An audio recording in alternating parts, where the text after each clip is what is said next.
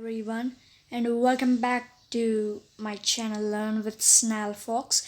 And this is the part 2 of What If China Entered Russia Ukraine War. So, today we will be wrapping up this hypothetical concept. So, starting with India, right? So,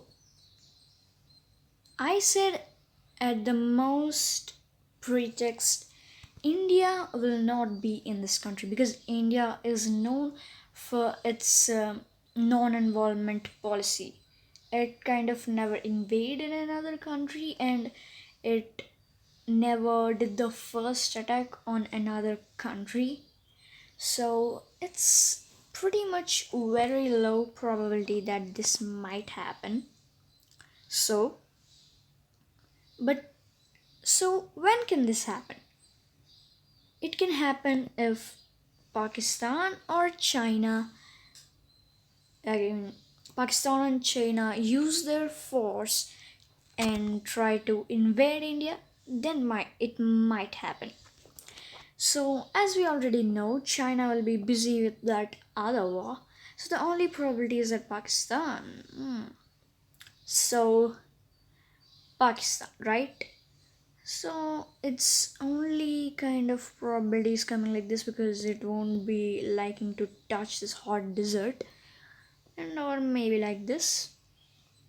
So it's kind of India has already fought a lot of wars with Pakistan and it won all of them, and also Pakistan is presently having some political issues. So kind of this war is it won't happen maximum, but if it happens the victory will be India's.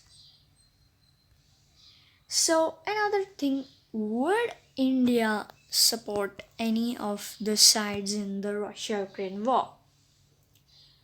So the answer is no, because as per I think India won't involve in any sort of global war or any invasion war or whatever it may be.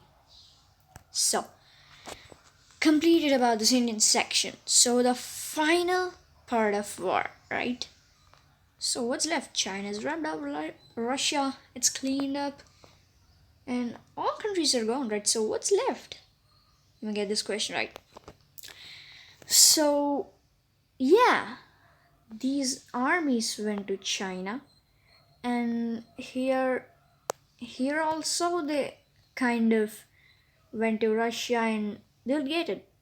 But there is a point that we shouldn't neglect, that in this modern world there are some powerful weapons like nuclear bombs which were never ever seen except in World War II. Just two nuclear bombs were used, and now at the present date the technology is too advanced. It's crazily advanced, and the situation suits that. Yeah, okay. So the perspective of China and Russia will be like this: we're gonna lose the war, then why not nuke them? So the maximum possibility of ending of this war is being like getting nuked of all participants who have participated in this war, like Spain, France, Germany, Italy, United Kingdom, Poland, Ukraine, all will have a rain of nukes over them. And yeah, on Japan, China, everyone gets a fair share of nukes depending upon their power. And America. So, at the maximum pretext, it will also have a few nukes, but at the case of America, there's a small case which I feel that it might happen. You see, a nuke can be prevented if we nuke and nuke. So, why am I saying this?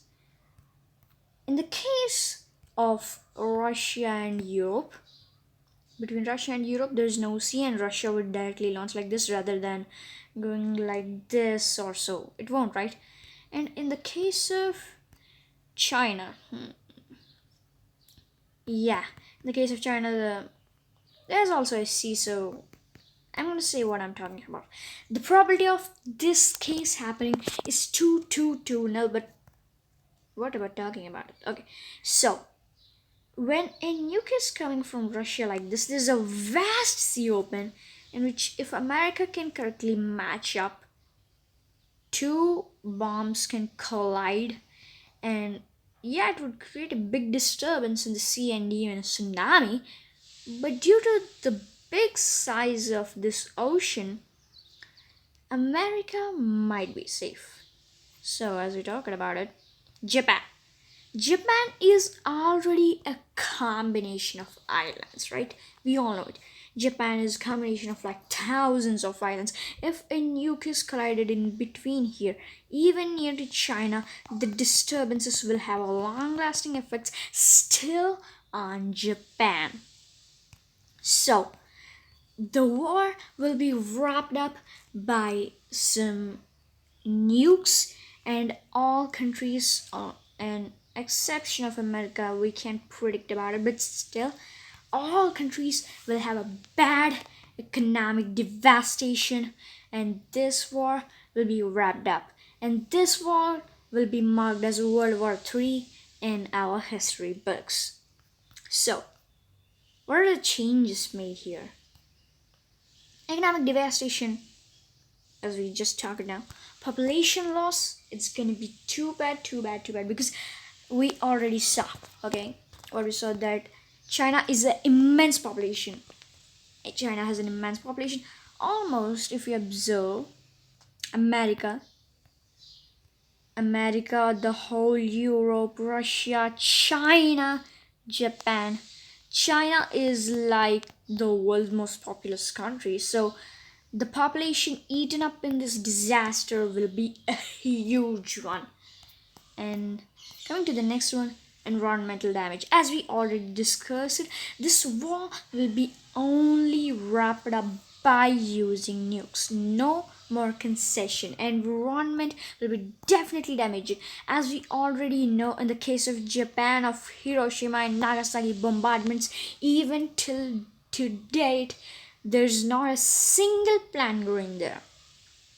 So we know that it was just two nukes in two places. Imagine Russia has like thousands of nukes, right? Then would it have any boundaries? It's gonna nuke like something else. So it can, environmental devastation and damage would be so high that we might not even expect about it. But the most important thing which is gonna happen is leaderboard swaps. So why I'm saying this is important, because humanity, it just considers it as important. So yeah, kind of. So leaderboard swaps. What kind of leaderboard swaps I'm talking about? About. Sorry. So what kind of economic swaps I'm talking about? The kind of economic swaps I'm talking about is, sorry, leaderboard swaps. So the thing I'm talking about is, at the present situation, America is the most economically prosperous country, economically and militarily prosperous country. China economy next, Japan next, Germany next, England, and India kind of. So, but we can observe that America, China, Japan, Germany, France, United Kingdom, all these economically prosperous countries have participated in the war. So, first of all, if you're someone's enemy and you're trying to attack his home, will you first attack at his wealth reserve, or you will gonna go and destroy something else, right? You won't destroy something else. You want to affect as much as you can for your enemy. So that's what will happen. France, Paris, United Kingdom, London, America, Washington, New York, and all these developer cities will be the first targets by nukes. So if they are devastated, it's kind of like the economy is like going downward like crazy. A lot of wealth will be just evaporated like something else. So now, if we consider leaderboard swaps, who are the real kind of beneficiaries? The people who had not participated in the war will be the real beneficiaries. Because why I'm saying like this is, if we consider this, each and every country which will participate in the war will have some kind of loss of their, either it may be army, may be like their main city is gone, or whatever it might be. So it's kind of pretty much clear that they will have a lot of devastation. But the countries which didn't participate in the war will have the best plus on their side. So this is quite noteworthy. So the high probabilities which might have is India, right? India didn't participate at the maximum pretext, and if it just participated, that would be Pakistan fighting with it. So most probably, India might take the world's most economically prosperous country. So I'm saying this: India is not the world's most prosperous country, and India didn't develop it in this short time. India didn't go up in the leaderboard because it grew. Okay, other countries fall down. That's why India is comparatively in a better stage. India would need to have a still a lot of development, which is a must for its economy and stability.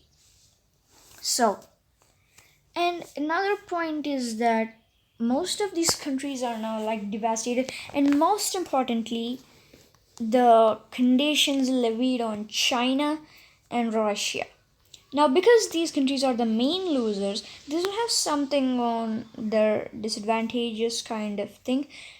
And the thing could be like getting, reducing their military powers and all, and most importantly, removing some of their UN powers, which is like China and Russia both have a veto. There's a high chance that their veto might be removed off.